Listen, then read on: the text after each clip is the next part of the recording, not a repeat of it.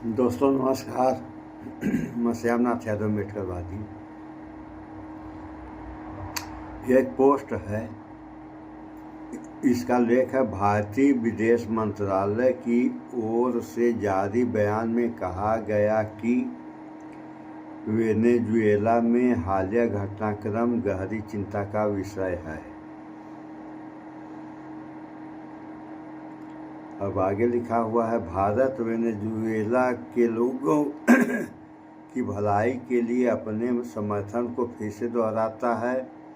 हम सभी संबंधित पक्षों से अपील करते हैं कि मुद्दों का समाधान बातचीत के जरिए और शांतिपूर्ण तरीके से किया जाए ताकि क्षेत्र में शांति और स्थिरता बनी रहे। भारतीय विदेश मंत्रालय। ये आप पोस्ट आप लोग देखिए ये पोस्ट है।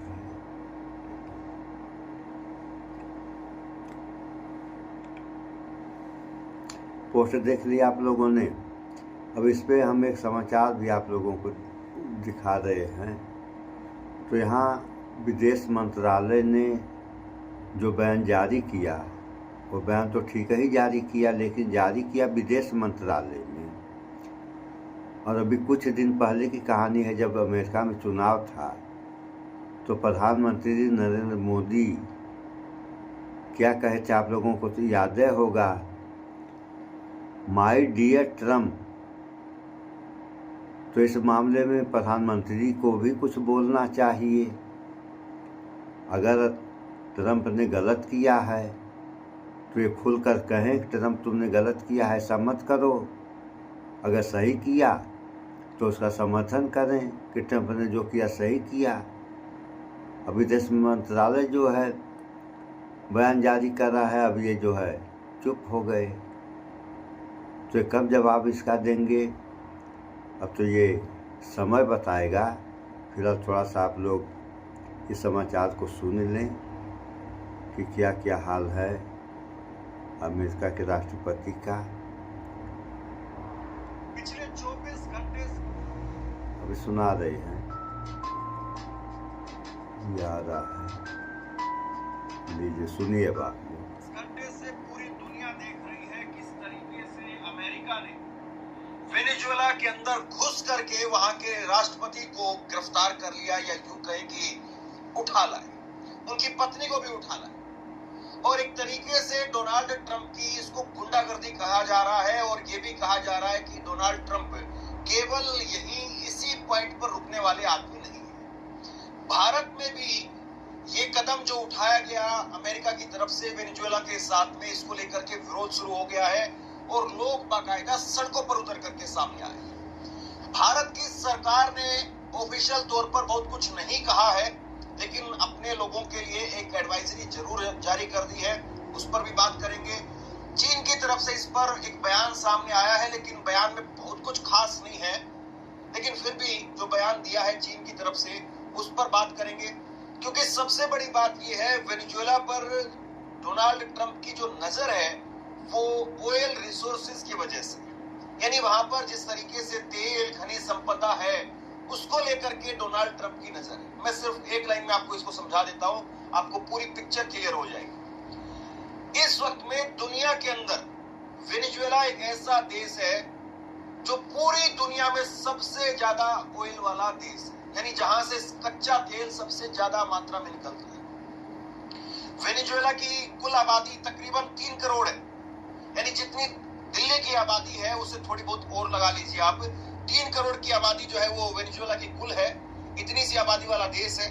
और यहाँ पर 303 अरब बैरल तेल का भंडार है और दुनिया में सबसे नंबर 1 पर है। वहीं 270 अरब डॉलर के साथ में सऊदी अरब दूसरे नंबर पर, यानी पहले नंबर में और दूसरे नंबर में भी बहुत लंबा फासला है। वो 303 अरब बैरल वहां पर तेल का भंडार है और सऊदी अरब में 270 अरब बैरल जो है वो तेल का भंडार है। तो यानी एक तरीके से तेल पर नजर थी और तेल पर नजर की वजह से ही ये सारा मामला हुआ है। और अगर आपको समझ में नहीं आ रहा है तो जरा ये एक ट्वीट आप देख लीजिए। डोनाल्ड ट्रंप का एक ट्वीट है और ये ट्वीट पुराना मैं आपको दिखा रहा हूं, 24 जनवरी 2013 का ट्वीट है। 24 जनवरी 2013 को डोनाल्ड ट्रंप ट्वीट करते हैं और ट्वीट करके कहते हैं कि I still can't believe we left Iraq without the oil. यानी ये कह रहे थे कि साहब मैं यकीन नहीं कर पा रहा हूं कि अमेरिका कैसे इराक को छोड़ सकता है बिना वहां का तेल लिए, या बिना वहां के तेल पर अपना स्वामित्व स्थापित किए वहां से कैसे वापस आ सकता है। तो ये अमेरिका की एक तरीके से बहुत पहले से नीति रणनीति रही है कि वो ऐसे ही अलग अलग देशों के मुल्कों को अपने चुंगल में लेता है, और अगर कोई उसके सामने नहीं सरेंडर करने के लिए तैयार होता है तो वहां के राष्ट्र अध्यक्षों को उठवा लेता है, या उस पर आरोप लगता है। सद्दाम हुसैन पर भी इसी तरह से आरोप लगाए गए थे, बाद में सद्दाम हुसैन को माफी दी गई। लेकिन सबसे पहले आज की खबर से बात करते हैं। 24 घंटे तकरीबन बीत चुके हैं और अभी भी लगातार जो है वो दोनों देशों के बीच में एक तनावपूर्ण शांति जैसा है, और न्यूयॉर्क में भी लोग सड़कों पर उतर रहे हैं और वेनेजुएला में भी लोग सड़कों पर उतर रहे हैं। लेकिन ये तस्वीर आप भारत की, ये तस्वीर है भारत की, जब भारत के अंदर विशाखापट्टनम में बड़ी संख्या में लोग सड़कों पर उतर करके आए हैं। लेफ्ट पार्टीज के ये इसमें काफी समर्थक बताए जा रहे हैं, झंडे भी आप देख रहे हैं। और अमेरिका ने जिस तरीके से हमला किया है उसके बाद में विशाखापट्टनम में वाम दलों का ये प्रदर्शन है, जिसमें लोगों ने यहाँ पर इकट्ठा होकर के एक तरीके से ट्रेड यूनियन के इसमें बहुत सारे जनप्रतिनिधि वो दिखाई दे रहे हैं और इस हमले की कड़ी निंदा की। उन्होंने कहा कि राष्ट्रपति निकोलस मादुरो उनको रिहा किया जाना चाहिए। हालांकि भारत सरकार की तरफ से इसमें क्या कुछ कहा गया है मैं आपको वो बता देता हूँ। भारत सरकार की तरफ से एक प्रेस रिलीज जारी की गई है, ये प्रेस रिलीज आप देखिए, और इसमें वेनेजुएला की घटनाओं पर भारत ने चिंताएं जताई हैं, बातचीत के जरिए समाधान की अपील की है। विदेश मंत्रालय का ये पूरा बयान है, इसमें प्रधानमंत्री की तरफ से नहीं कहा गया है बल्कि विदेश मंत्रालय की तरफ से कहा गया है। इसमें विदेश मंत्रालय की तरफ से गहरी चिंताएं जताई गई है। ये कहा गया है कि वेनेजुएला की हाल की घटनाएं वो गहरी चिंता का विषय है। हम बदलते हालात पर करीब से नजर रखे हुए हैं। भारत वेनेजुएला के लोगों की भलाई और सुरक्षा के लिए अपना सपोर्ट दोहराता है। कहा गया है कि हम सभी संबंधित लोगों से अपील करते हैं कि वो बातचीत के जरिए शांति से मुद्दों को सुलझाएं ताकि इलाके में शांति और स्थिरता बनी रहे। और काराकस जो कि वहां की राजधानी है, वहां पर भारतीय दूतावास भारतीय समुदाय के लोगों के संपर्क में है और हर संभव मुमकिन मदद दी जाती रहेगी। तो ये जो है वो कहा गया है। और इसके साथ साथ सबसे बड़ी बात तो ये है, आप लोगों ने ये हो रहा है इस धरती पर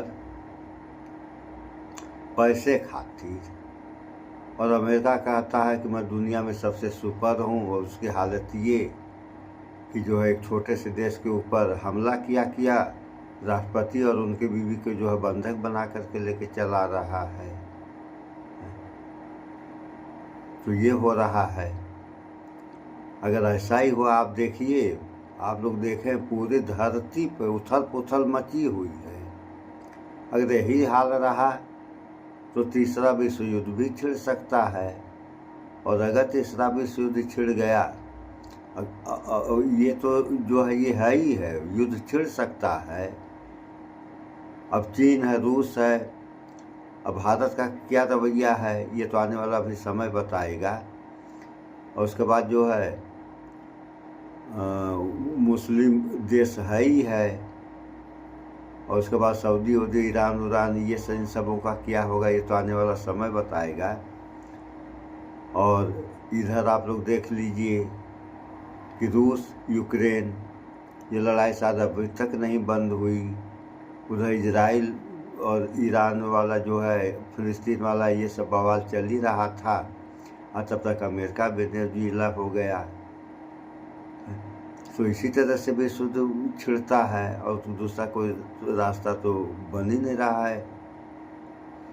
हाँ, भारत का विदेश मंत्रालय जो वक्तव्य सही दिया कि जो भी समस्या है बातचीत के जरिए हल होनी चाहिए, और बातचीत के जरिए जब हल होगी तब समस्या का समाधान हो सकता है। अगर बातचीत के जरिए नहीं हल किया गया तो फिर लड़ाई तो शुरू हो जाएगी। लड़ाई शुरू हुई तो दो तरफा जो है लोग बंट जाएंगे, कोई लोग उसका साथ देंगे और कुछ लोग इसका साथ देंगे।